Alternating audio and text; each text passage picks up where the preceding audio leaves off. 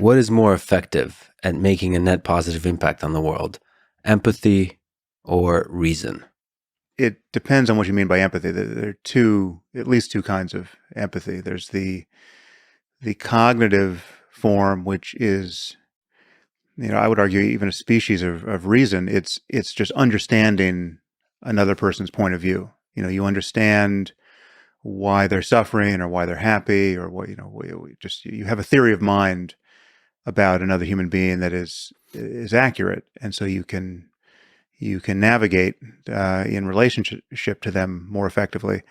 And then there's another layer entirely, not incompatible with that, but just distinct, which is what people often mean by empathy, which is more a kind of emotional contagion, right? Like you feel depressed and I begin to feel depressed along with you because, it's contagious, right? We're so close and I'm so concerned about you, and your problems become my problems, and it bleeds through. Right now, I think both of those capacities are very important, but the emotional contagion piece, and this is not really my thesis. This is something I have more or less learned from Paul Bloom, the psychologist who wrote a book on this topic titled "Against Empathy." The emotional social contagion piece is a bad guide rather often for ethical behavior and ethical intuitions. Oh boy! And I'll give you the clear example of this, which is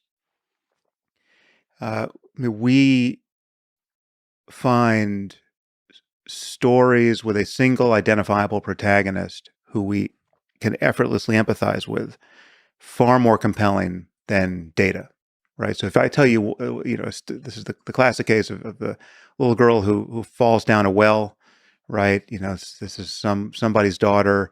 You see the parents distraught on television. You hear her cries from the bottom of the well. The whole country stops. I mean, there was an example of this, 20, 25 years ago, I think, where it was just wall to wall on CNN. This is just the perfect use of CNN.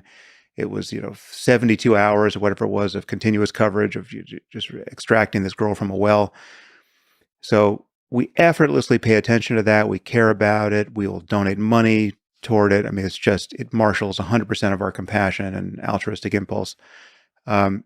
Whereas if you hear that there's a genocide raging in some country you've never been to and never intend to go to, and the numbers don't make a dent, and we find the story boring, right? And we'll change the channel in the face of a genocide, right? It doesn't matter. So perversely, it could be 500,000 little girls have fallen down wells in that country, and we still don't care, right?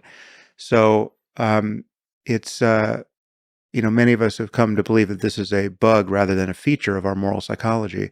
And so the empathy plays an unhelpful role there. So ultimately, I think when we're making big decisions about what we should do and how to mitigate human suffering and what's worth valuing and how we should protect those values, I think reason is the better tool.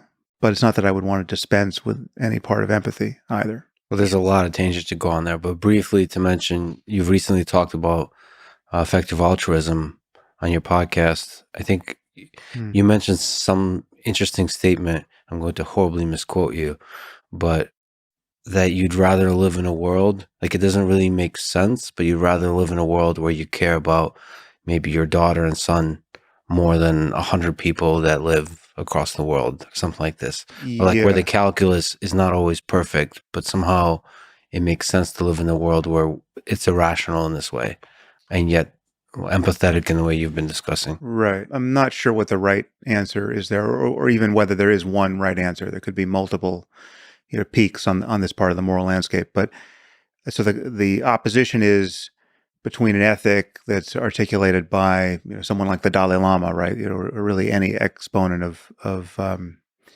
classic Buddhism would say that sort of the ultimate enlightened ethic is true dispassion with respect to friends and strangers, right? So that you would, the mind of the Buddha would be truly dispassionate. You would love and care about all people equally. And by that light, it seems some kind of ethical failing, or at least failure to fully actualize compassion in the limit, or enlightened wisdom in the limit, to care more, or even and much more, about your kids than the kids of other people, and to prioritize your energy in that way, right? So you spend all this time trying to figure out how to keep your kids healthy and happy, and you'll attend to their minutest concerns, and however superficial. And again, there's a genocide raging in Sudan, or wherever, and it takes up less than 1% of your bandwidth.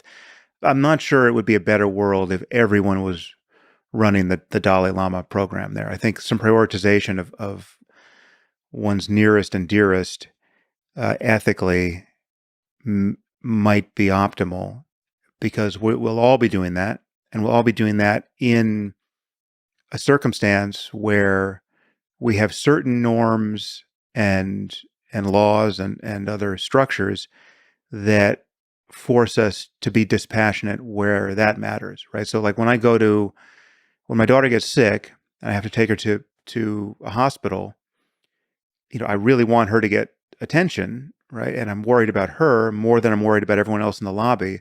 But the truth is, I actually don't want a totally corrupt hospital. I don't want a hospital that treats my daughter better than anyone else in the lobby because she's my daughter, and I've, bribed the guy at the door, or whatever, or the guy's a fan of my podcast, or whatever the thing is. You don't want starkly corrupt, unfair situations.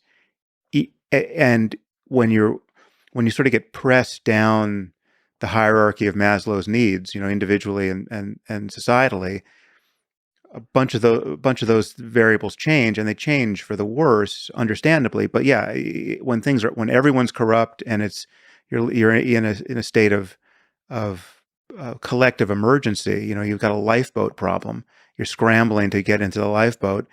Yeah, then fairness and norms and the other vestiges of civilization begin to get stripped off. We can't reason from those emergencies to normal life. I mean, in normal life, we want justice, we want fairness, we're all better off for it, even when the spotlight of our concern is focused on the people we know, the people who are friends, the people who are family, people we have good reason to care about. We still, by default, want a system that protects the interests of strangers too. And we know that, generally speaking, and just in game theoretic terms, we're all going to tend to be better off in a fair system than a corrupt one. One of the failure modes of empathy is our susceptibility to anecdotal data. Just a good story will get us to not think clearly. But what about empathy in the context of just discussing ideas with other people? And then there's a large